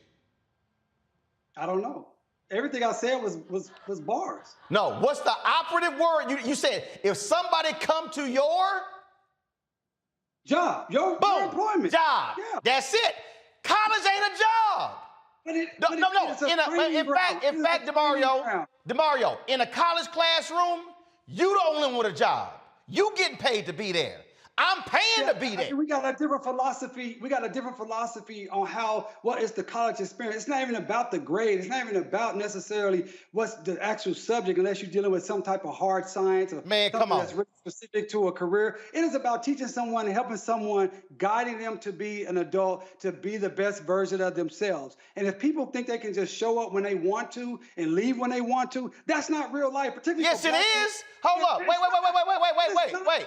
DeMario, it is real life when you are, no, follow me here. DeMario, it's real life when you get to make decisions, and then whatever the consequences of your decisions, you then have to live with them.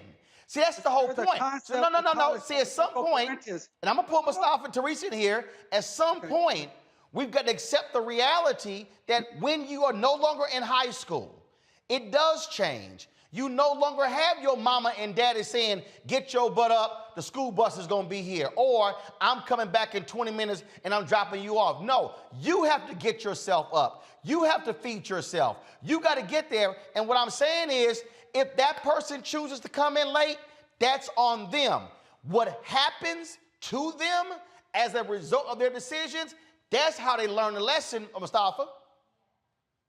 Yeah, no, I agree with you. You know, I teach at American University right now. And, you know, if the students want the sauce that I'm giving, then that's great. And if they don't, then, you know, they're paying their tuition and they are developing into the individuals that they will be.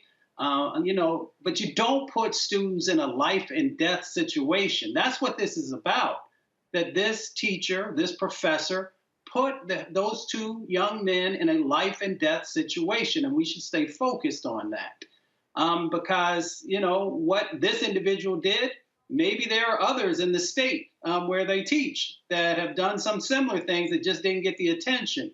So we should stay focused on the fact that young people are going to make decisions. You hope that they make the best decisions, but they're also dealing with the real world and real life.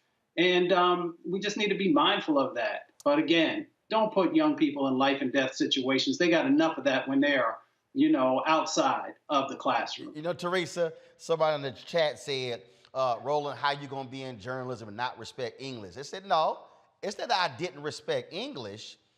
What people don't understand, yes, I understand that I was a different student. I understand that I went to communications magnet high school. So essentially, my 4 years in high school was like my 4 years in college. I walked onto the campus with more media knowledge than seniors had when I was at Texas A&M. But still, that's also part of my point.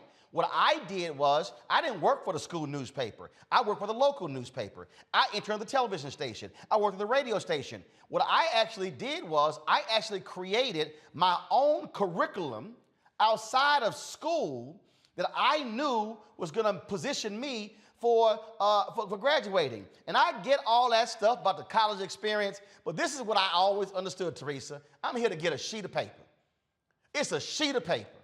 Now, people can sit and talk about all the experience and it's a sheet of paper. College is a conduit to you getting a job and building a career. I don't get all, you know, all this other stuff, how people get all excited. Oh my God, you missed the experience. Yeah, that's all great and wonderful. It's about getting a job, building a career. And all I'm saying is this here. If I had professors who were so rigid, then I would not have been able to craft my college career the way I wanted to, because I knew what I need to be successful. And frankly, how they were teaching me was not the pathway for me. And that's why I did what I did. So I'm not tripping on somebody coming 2 minutes late. I'm not.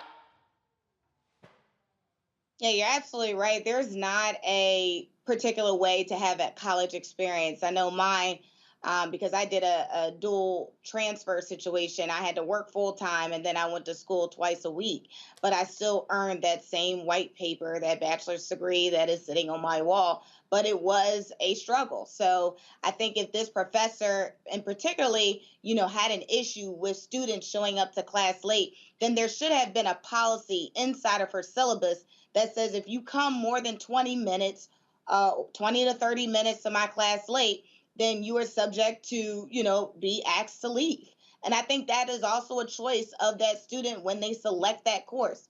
But anytime we have to subject students, and again, students come in all different ages, right? We're assuming that this is a young person that was late for class when it could be, a mother of 3 who's probably 45. So there is different ranges from either a younger mindset or an older adult who has who is juggling a bunch of responsibilities that is saying, listen, I need this education. I need this white paper in order to take me to the next level. So even if that person was late inside of a college institution, and if they was also late on their job, you know what happens? Consequences happen. And some of those consequences mean you're going to, on the workplace, you might get a write-up, you might, get a talking to, but ultimately you get fired. And the same thing that can happen inside of a college institution, you can either show up or fail. And then you have to take the course again and you have to spend more money. So these are the things that have to go into it. But I think the professor did not do a service to one, her job profession, and also to the students who came there to learn. The students who, each of them is likely between $15,000 and up per student. And they lost out on education and they had to deal with this traumatic experience because it is traumatic. Some students, didn't grow up from the urban areas and again, we don't really know, or the rural areas, but now they're in this school dealing with this situation. They're dealing with something that they didn't have to deal with. So I think the university needs to step up and maybe put a little bit more emphasis on what the policy is, because that just seemed very vague and very disrespectful to the students that were there trying to learn. Now I'm gonna say this here, and I'm gonna let DeMario make his comment. I love these people who say, if you were a college professor, you wouldn't feel that way. Y'all clearly missed it when I said I was an adjunct professor. And my philosophy was very simple. You are going to suffer the repercussions of your decisions. I had some students who came to me and they skipped my class because it was rush. And it was a couple of white girls, white sorority rush. And they were upset because they lost points. And I said, I'm sorry, did you know we had class? They said, yeah. I said, but you chose to go to rush. Yeah? You're not gonna make an A. So she started crying. I said, why are you crying? I said, who went to rush? She said, I did. I said, did I tell you to go to rush? No. So why are you crying? I said, you made a decision and that was your decision. Now you have to live with the consequences of the decision. Your ass not making an A. She's like, well, can you give extra credit? No. Because your ass went to rush. Now, to your point, DeMario, understand, when I run newspapers, I've told staffers, when I ran newspapers, when I ran the Chicago Defender, I said, look, I don't need to see y'all. Long as you have your story in by X amount of time, and I can reach you when I'm editing it, we fine. I ain't asking where you are, but your ass better have your work in. Now, you go off and do whatever you want to do, act the fool, you ain't got your work in, then we got problems. And they were like, wow. And I said, yes, because that's how I was when I was in newspaper. I thought it was stupid when you had to sit at your desk the whole time working in a newspaper. No, you should be out working your sources. But I told them, I don't give a damn, you go to the movies. You go to the movies from 10 to 12. But guess what? I better see those 3 stories at 4 o'clock and not at 4:05. Again, that was a situation where you control your time. And that's all I'm saying. And I just think that sometimes you got some professors who act a fool. And now in this case, they back in class. She not. Looks like somebody might have learned a valuable lesson. Don't be so damn rigid and call the cops and then now it's on you. Go ahead, DeMario. Well, I don't think she's rigid. I think she's foolish. I think that we all can be in 100% agreement that there's no way that the police should be called on someone walking into a classroom late.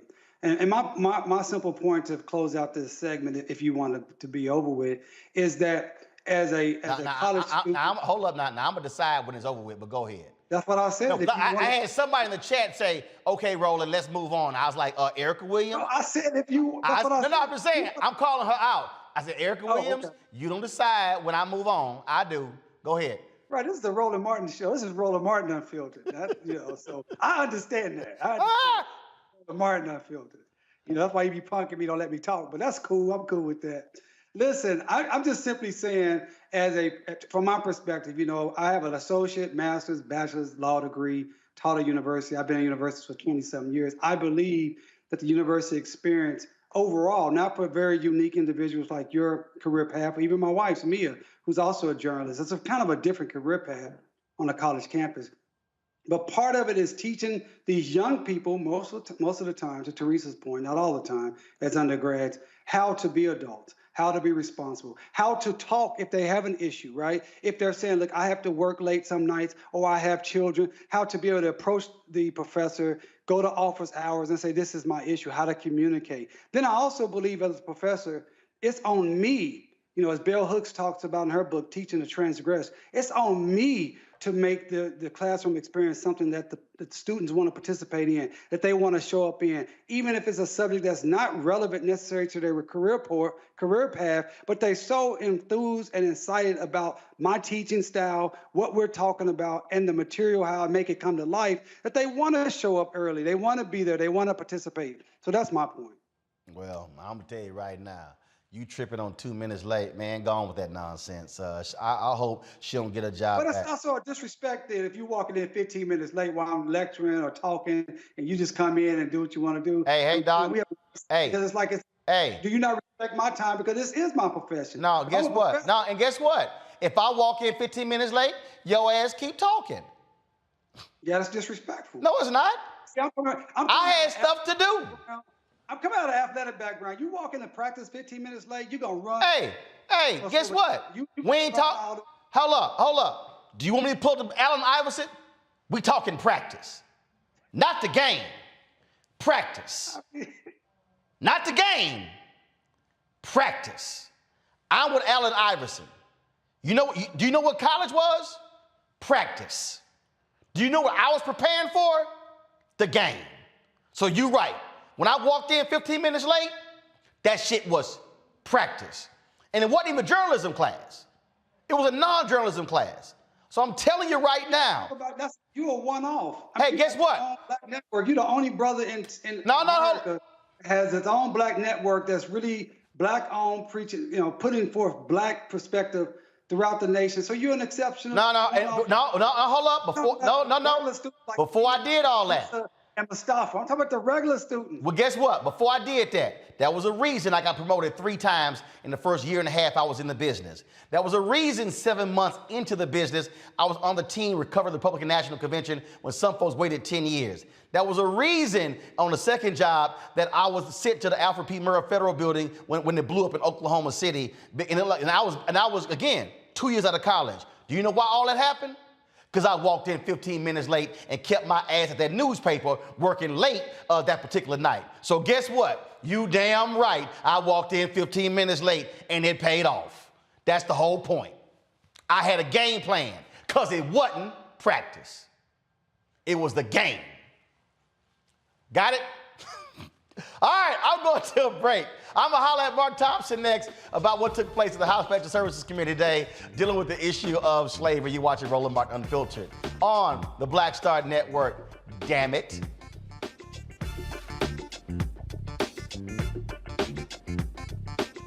Pull up a chair, take your seat. The Black Tape with me, Dr. Greg Carr, here on the Black Star Network. Every week, we'll take a deeper dive into the world we're living in. Join the conversation only on the Black Star Network. This is Judge Mathis. What's going on, everybody? It's your boy Mac Wiles, and you are watching Roland Martin.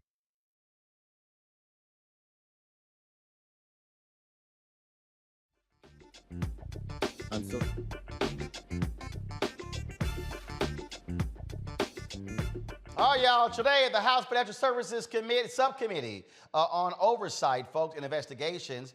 They held a hearing called An Enduring Legacy, the Role of Financial Institutions in the Horrors of Slavery and the Need for Atonement, to examine the role of financial institutions in the practice of slavery in the United States. Reverend Mark Thompson, the senior advisor at the Institute for Politics, Policy, and History, the host of Make It Plain, joined us from Martinsburg, West Virginia. So, Mark, first of all, y'all got video of the hearing?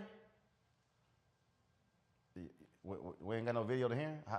So how we talking about what took place in the hearing? Well, in fairness, Roland, to you. Mark, go ahead. Well, no. In fairness to your team, the hearing had started. It lasted for about 20 minutes, and then they had a 3-hour recess. And so it wasn't much of a hearing, and it didn't last very long. And thank you for having me. But a few things. But you did say they had 20 minutes, right? Yeah, but it was all opening statements. So yeah, all right. Don't be too hard on you. I know you're trying to bail them out, but it ain't working. It ain't working. Y'all should have had y'all could have had at least 60 seconds from a 20-minute hearing. But go right ahead, Mark. So tell us what happened in the hearing, since we ain't got no video. Well, there was conversation. There was a citing of some news I think many of us have already heard, that there are a number of banking and financial institutions made their first fortunes off of slavery. We were assets. We were collateral as enslaved people, and something still needs to be done about that, but it didn't quite get to what that could be. H.R. 40 did come up because H.R. 40 would establish a commission to determine what types of forms reparations would take. Unfortunately, we're at 215 yes votes, and House leadership is afraid to bring H.R. 40 to the floor, Brother Roland, in a midterm election year. So House leadership has gone down to 1600 Pennsylvania Avenue and asked the Biden White House to issue H.R. 40 as an executive order. I don't know if that's going to happen either. But you only need 218 votes to pass something in the House. And we think those votes exist. If it were to pass the House, whether or not it passes the Senate, that would still give, I would think, Biden the political cover necessary to actually do an executive order. He can do an executive order by commission. Can't do George Floyd Policing Act. You can't do voting rights by executive order, but you can do a commission to study and determine what forms reparations would take. And these banks, these financial institutions, have to also be a part of that, because many of them, J.P. Morgan got started off of the slave trade. Wall Street, the first commodities on Wall Street were our ancestors. That's why it's called Wall Street. Our ancestors built a wall so as not to offend the sensibility of Lower Manhattan's white and Dutch residents when the auctions were taking place. That's why it's called Wall Street. So we were practically currency. And so something ought to be done. Unfortunately, first, Mark, though, I mean, and which is the purpose of the hearing, it lays out, because this is the problem again, why all these white Republicans are so pissed off with the 1619 Project. What they don't like, and it's not just 1619 Project. I mean, we've had folks writing, Lerone Bennett, the late Lerone Bennett, and Simeon Booker and others in Ebony and other magazines. They've been writing about this stuff for years. Right. The problem you're dealing with is white America has never bothered to learn this history. And so when we're talking about, even when you talk, again, when the story came out, talking about how Georgetown University would have been DOA, dead, not exist today had they not sold slaves and took that money to keep the school open. People need to understand how these companies became the companies that they are. They were built on the institution of slavery. Capitalism just simply did not just exist. Slavery created what is now known as the capitalistic society. America, we're always taught in school, the Industrial Revolution. America could not do a damn thing in the Industrial Revolution unless it had the resources that came from slavery. That's right. That's right. You're absolutely right. And this is why, of course, there are those who don't want the 1619 Project to exist, don't want this history told. Frankly, there are those who don't want reparations. Someone made the argument today that what is owed by these financial institutions is too much money to be paid out to us. So and it was also used to put forward the argument, we know what just happened in California, the position that only those who can prove their direct lineage to an enslaved ancestor should be entitled to some type of reparations payments. That decreases the window and opportunity for many of us because most of us don't have that. Most of us can't prove that. And something Dr. Ron Walters used to say to those who want to, on our side, who want to make the case for how much money it should or shouldn't be, he used to say this, Roland, when a plaintiff files a civil suit, the plaintiff doesn't negotiate against her or himself. You put it out there and you put out there what it is you are owed. You don't act on behalf of the defendant and say, well, we know you can't afford that anyway, so we're going to minimize the amount of the payment that can be made. We know that there are probably trillions of dollars owed us on the part of these financial institutions. We should not give up or relinquish any effort to get as much of, if not all of that money. And whether it comes in the form of direct payments to those of us who are descendants of enslaved people, or whether it comes in the form of investment in our institutions today, long-term investments, or both, we should not be cutting off any of that or letting any of them off the hook. Well, bottom line is this here.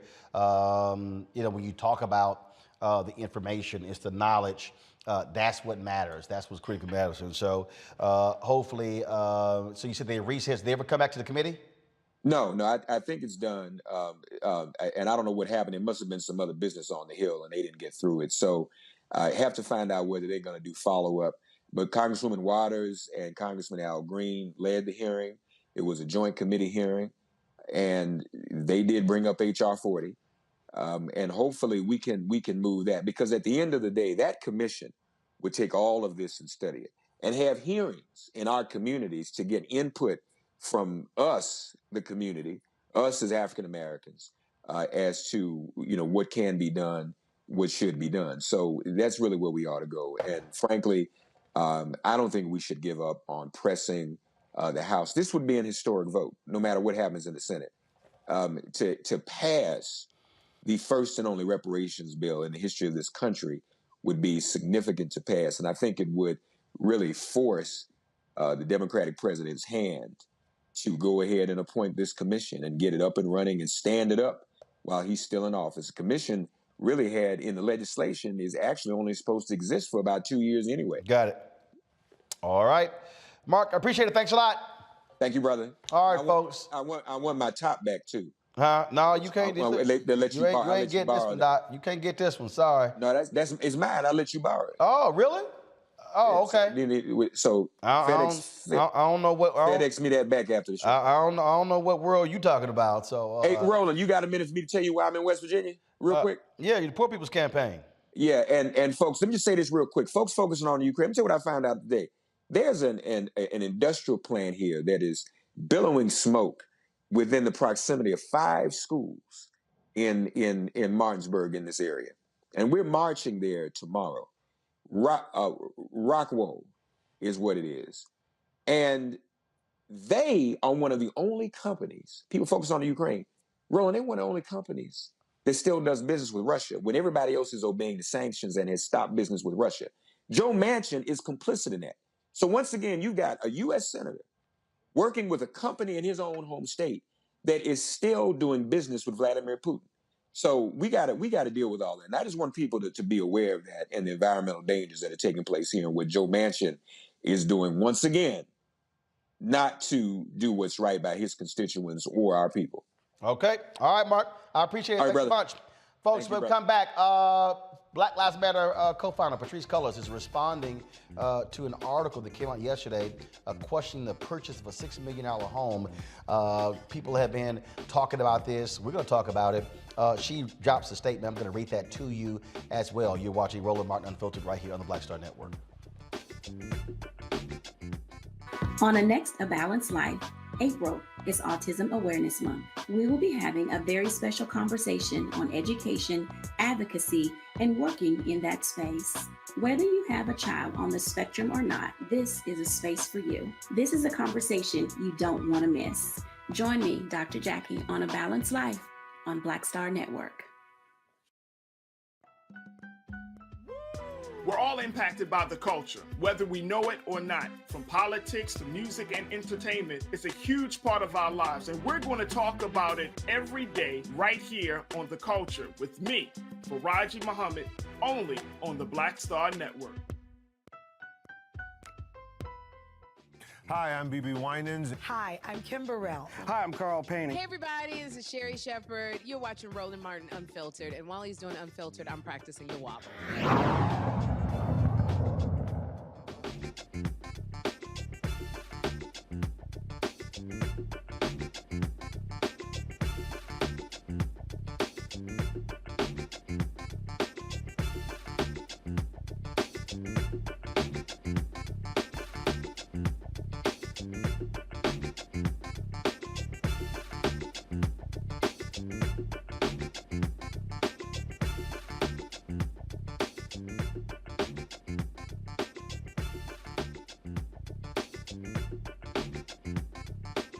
All right, folks. Yesterday, the folks at New York Magazine dropped this story that conservative media has been pushing all around. It says Black Lives Matter secretly bought a $6 million house. Allies and critics alike have questioned where the organization's money has gone. It's written by a Sean Campbell. In the article, they talk about this particular home, and they say how it was purchased. And all those different things along those lines. And so it's a 6,500 square foot home, more than a half dozen bedrooms, bathrooms, several fireplaces, a sound stage, a pool in the bungalow, and parking for more than 20 people.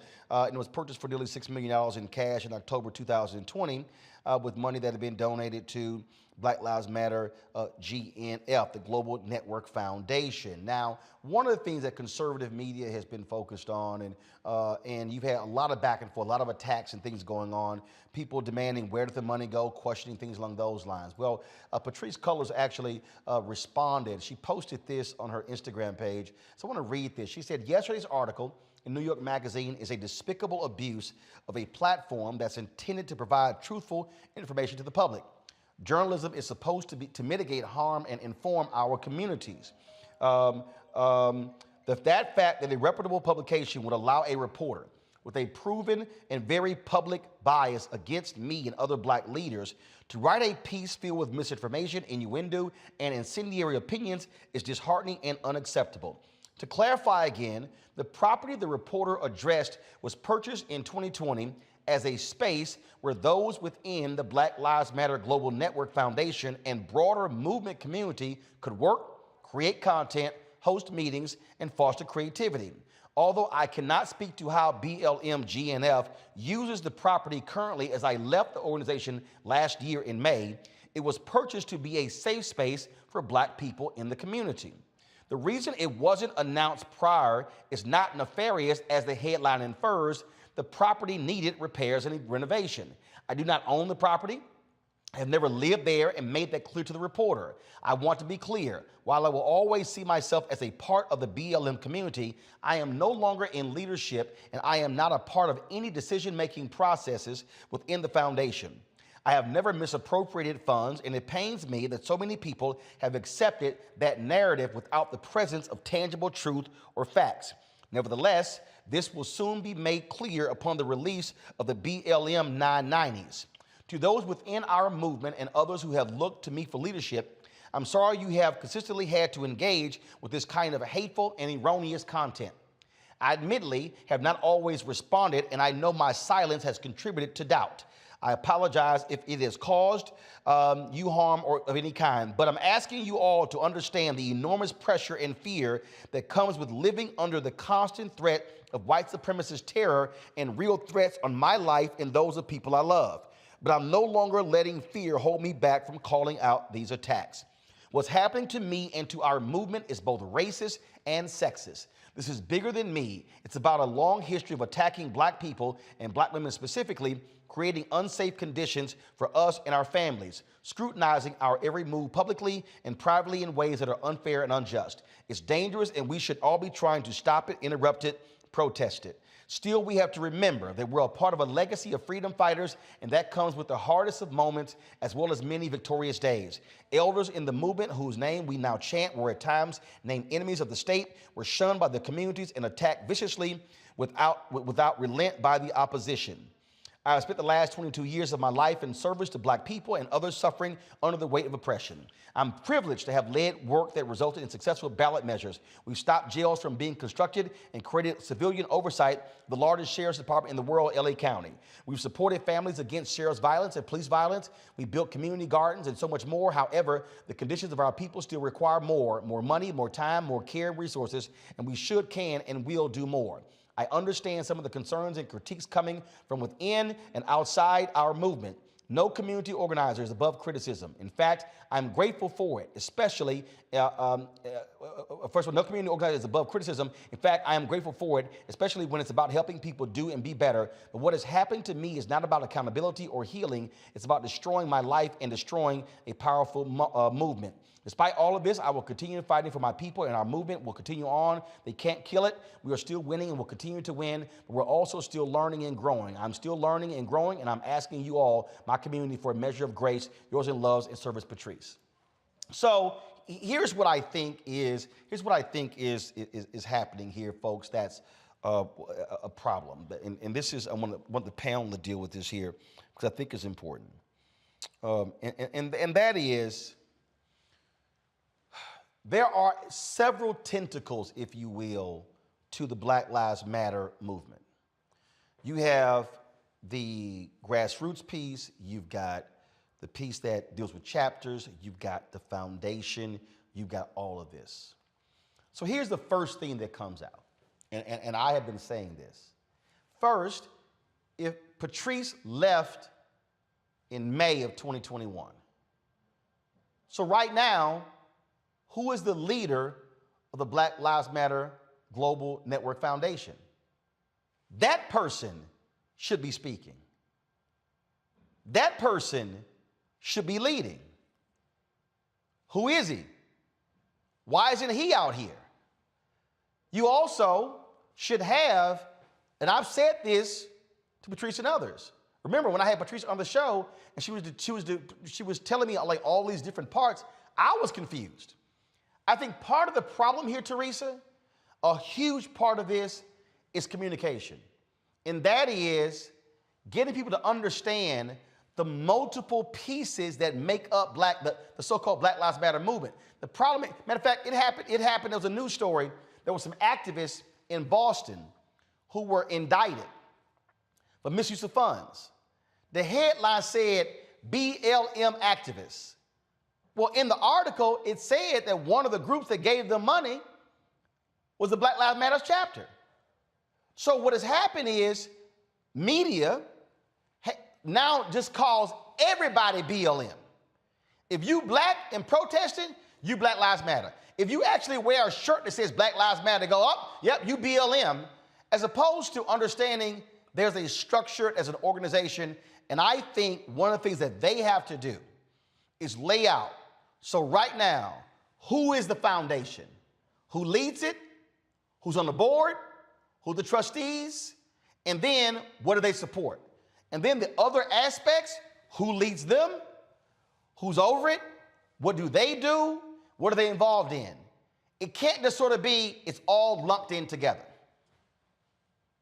You're absolutely right, because Black Lives Matter has been in the news for a whole ton of scrutiny, right? And it's unfortunate because the movement, once scrutiny happens, public opinion also comes into to also discourage other individuals who want to support the movement. And so we can't get distracted by this. And thus, you're right, a communications plan, some goals, some guidelines, some points of interest would actually help to have a better understanding of the roles and operations and how monies are being spent, like any other normal nonprofit. The checks that has been written to Black Lives Matter organization does go to one organization. So there may be, Black Lives Matter movement, Black Lives Matter, other chapters and other names. But if the solid foundation, I would say it's the umbrella nonprofit organization, was very clear about who they are. Well, I think they're clear about who they are, but just some of those roles or responsibilities and where some of their influence actually goes to and what causes they support and what missions, they've actually participated in, then I think, some of the headliners wouldn't be just a clickbait for individuals that is looking to destroy this big organization.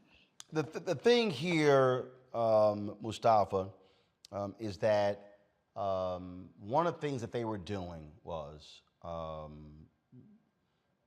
and we discussed this before on the show, they were literally trying to create an organization after the horse had already left the barn. I mean, they were. It was like you're now trying to get control of this thing because it just took off, and you've had all different growing pains. But the thing that I have said is, again, who does what? Who is over what? If something happens right now, who can I call? Here's the problem. The problem is, if you're asking right now, so here's this story right here. In an email statement on April 1st, are y'all still seeing this here? No, you're not. Let me see if I can pull it back on. Give me 1 second. Set the screen mirroring. See if I can pull it back up. You still should be okay. This is this article from New York. In an email statement on April 1st, Shaloma Bowers, a BLM GNF board member, said the organization bought campus with the intention for it to serve as housing and studio space for recipients of the Black Joy Creators Fellowship. Okay, blah, blah, blah. All right. So here's the deal, Mustafa. I don't know who the hell Shaloma Bowers is. I've never had Shaloma Bowers on this show. I dare say to Shaloma Bowers, you might want to come talk to Black media so we even know who the hell you are. And then you're a board member. Who are the other board members of the foundation? Who's the chair of the board? That's leadership. Leadership is not letting the person who left still do the talking. It's about structure, it's about transparency, and it's also about accountability. And I remember us talking about that, quite a while ago now, about, people will come into this new moment and say, well, we don't really have to have the structure. We want to make sure that there's real fluidity and all these other types of things that have value. But when it comes down to being able to be accountable for the actions that are going on, then as you said, there's someone who has to be able to be that individual for that particular part, who can speak and who can educate folks on who the organization is and what is going on in that space. And when you don't have that, then you leave these gaps in your process that make you vulnerable. And we know those who would like to deconstruct our organizations and the good work that happens, they look for where the gaps in what they have there, and then they will manipulate those.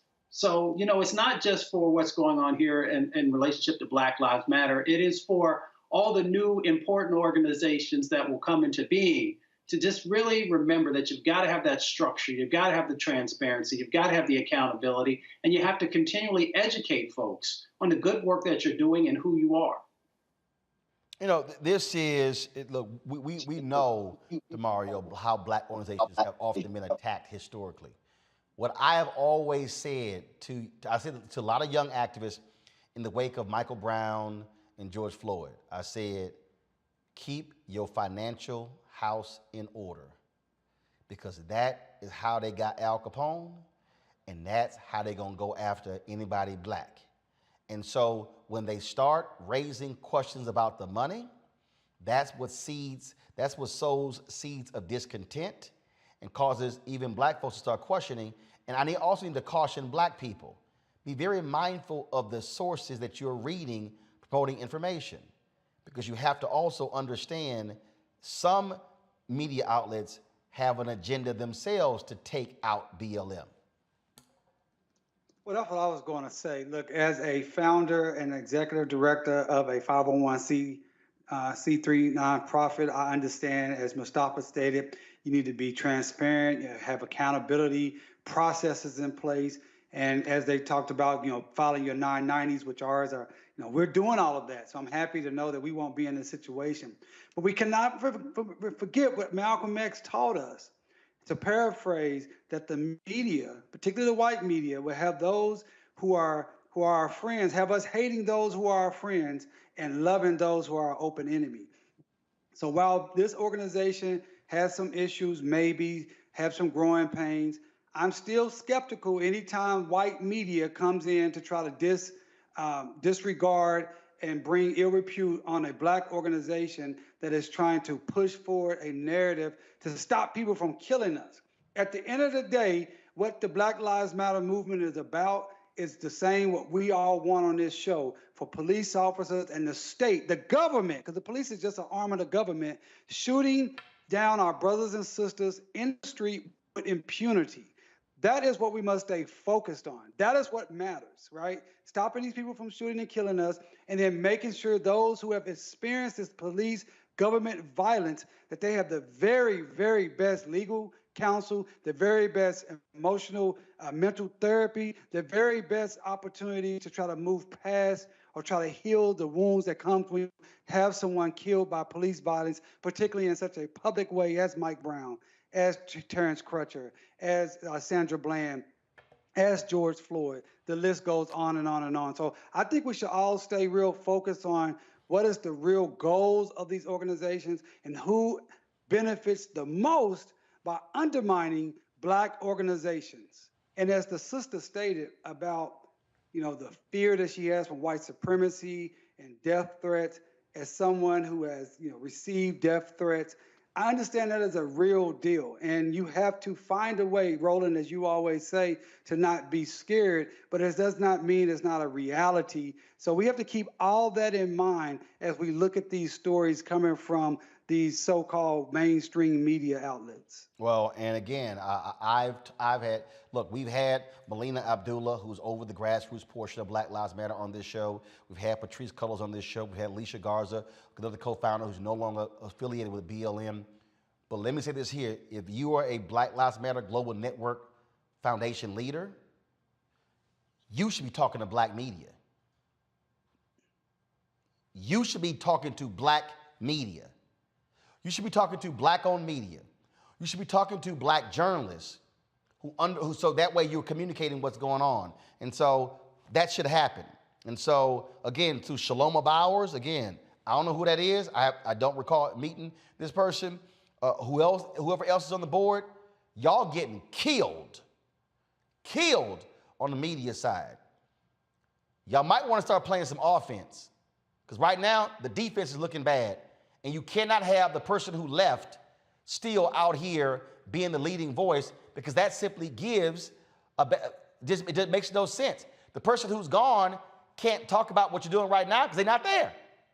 I'm just saying. Going to come back, our marketplace segment. We'll talk to a black business owner, folks, who's a toy maker.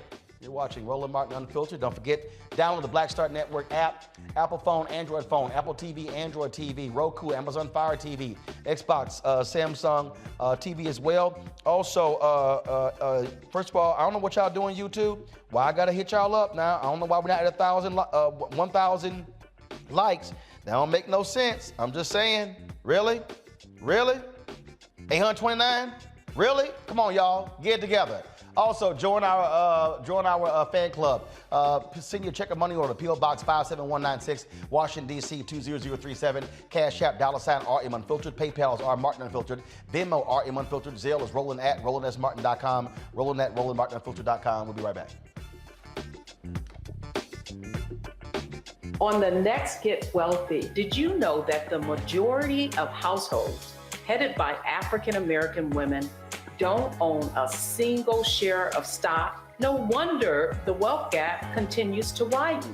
Next on Get Wealthy, you're going to hear from a woman who decided to change that. Have been blessed with good positions, good pay, but it wasn't until probably in the last couple of years that I really invested in myself to get knowledge about what I should be doing with that money and how to productively use it. Right here on Get Wealthy on Black Star Network. Now, did you ever want to do a soap opera? I did it before, Another World. I did it years ago with Joe Morgan Freeman, called Another World. It's the funk now, but that's how I started in TV. My first job. My very first TV job. Joe Morton and Morgan Freeman were on a soap opera? Together. Yes, Wow. I know. Oh, I loved it. I played a prostitute. I was real raw. My name was Lily Mason. I was a hoe on Tuesday and then I owned the town 2 weeks later. that's how they do you. Right, that's how soap opera. You evolve. Yeah. Right. So now I'm on this, but I'm rich right from Jump Street. So I'm loving it.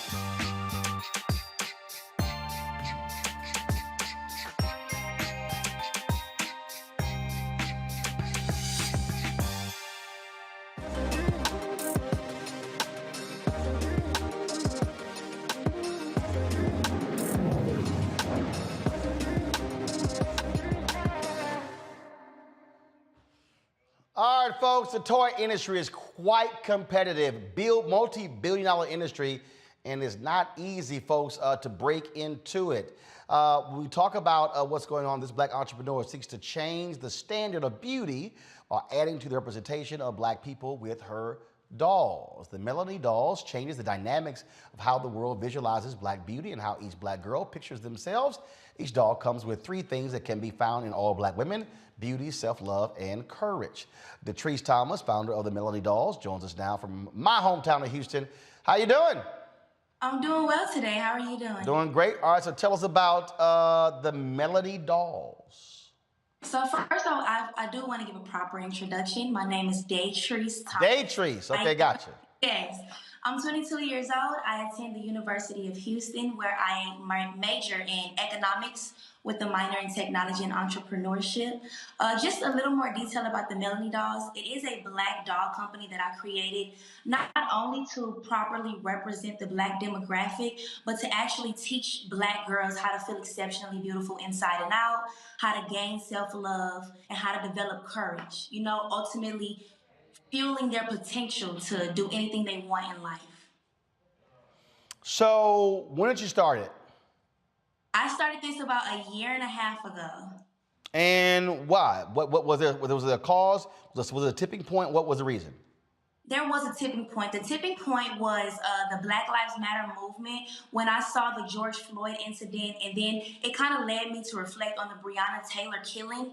And those things just really triggered me, but I allowed them to trigger me in the most positive way possible. I wanted to change the narrative in which black people see themselves, because oftentimes we're viewed for and known for and in the media for bad things that happen to us. And I just wanted to completely change that narrative. And so did you start making them yourselves? Did you have a partner? I make them with my hands. I manufacture them and then I sell them. Gotcha. And in the last year and a half, how many have you sold? I have sold, I want to go on record saying, I'm not going to say how many I sold, but I made $10,000 in 2 days. And you know, as a broke college student, that's crazy. And it's only going up from here. The demand has exceeded. So this next drop that I have coming out at the end of this month will be crazy. Now, is it one doll? Do you have multiple dolls? Right now, I'm only selling one SKU, which is the Breonna doll. That's the first doll that they showed on there. Mustafa, you got a question? Yeah, well, congratulations, sister. I think you're in a $3.8 billion industry, so you're definitely in the right place. You talked a little bit about our representation. When you share your dolls, is there information that also accompanies them to help to educate young girls, or is there a plan to continue the education? So, along with the dolls, I have this thing called Black Girl Mantras. And essentially what that is it's positive statements that you can repeatedly say to yourself to boost confidence. So with every doll that is purchased, a free Black Girl Mantra is given along with it. All right, then. Teresa, your question. Well, thank you so much for creating a doll that looks like me. I think it is very inspiring to the young women and also the young adults. So tell me a little bit about, I think you said you started this a few years ago or during George Floyd? Yes. Okay. Well, congratulations on that. So is this something that you plan on taking maybe to an international scale as well? Definitely. What happened with the dolls is that I feel as if Black people, we haven't really had an outlet to accurately represent us. So when the dolls did very well, I knew that this was something that I would have to take internationally, globally. Like, I want to change Black beauty, and not just Black. I want to be a Black representation of all demographics. So your Africans, East Africans, anyone with melanated skin, I want them to feel seen and I want them to feel beautiful.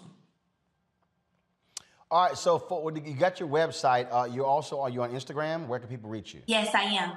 I'm on Instagram at the Melanie Dolls, and myself is its_Gaetz. So you said the Melanie Dolls? Is that what you said? Yes, the Melanie Dolls. Okay, all right then. Well, look, certainly congratulations. Good luck with it. Keep building. And it's always important for entrepreneurs to know the business of the business. And so we'll see what happens for you next. Thank you. All right, thanks a bunch. That's it for us, folks. Demario, thanks a bunch. Teresa, Mustafa, I appreciate y'all as well. Always glad to see you here. Teresa, how old is your daddy again? No, I'm just checking. I'm just saying. So if you want, Teresa, I can send your daddy outfit like this. I'm just saying, since you sitting here, Roland, I'm coming to the studio. None of this Skype no more. I'm coming to the studio in DC. We're going to talk about it. Yeah, whatever. And of course, y'all know last week, we, of course, in our marketplace segment, we talking about Rock Deep. I'm rocking the Gaetz 1619 shoes today. Y'all get a shot of these. So these are the ones that I'm rocking today. And so Gaetz footwear, we had them before in our marketplace segment. And so I decided to be a little bit more comfortable. And y'all getting a shot? What y'all? Want to take a step back? Okay, cool. All right, cool. All right, y'all getting a shot? I mean, we got 10 damn cameras in here. All right then, so turn this way. So y'all see they got 1619 on the back of the shoes, so you actually see it right there. You should see. So on the back of their shoes right there, so you'll see. So pretty cool. So very comfortable. And so I appreciate that. All right, y'all, that's it. I appreciate it. Y'all be sure to follow us. Don't forget all the platforms, on every platform. Hit us, switch camera right here. Come on here. You ain't got to zoom out, come here. All right, now y'all remember, go to all the platforms. Oh, y'all just screwed that shit up. Really? Damn, really? Really got to point it to the pads? I mean, I'm just saying, like, really? My Lord. All right, y'all. Download the Black Star Network app, Apple phone, Android phone, Apple TV, Android TV, Roku, Amazon Fire TV, Xbox One, Samsung Smart TV. Support us on the Bring the Funk Fan Club, P.O. Box 57196, Washington, D.C. 20037. Send your checks and money orders. Cash App is $RM Unfiltered. PayPal is R Martin Unfiltered. Venmo is RM Unfiltered. Zelle is Roland at RolandSMartin.com. Roland at RolandMartinUnfiltered.com. And let me see if y'all acting right on YouTube. Okay, finally we hit 1,000 likes. My goodness, y'all. That should happen in the first hour. That's it, y'all. I will see y'all tomorrow. Roland Martin Unfiltered. Holla!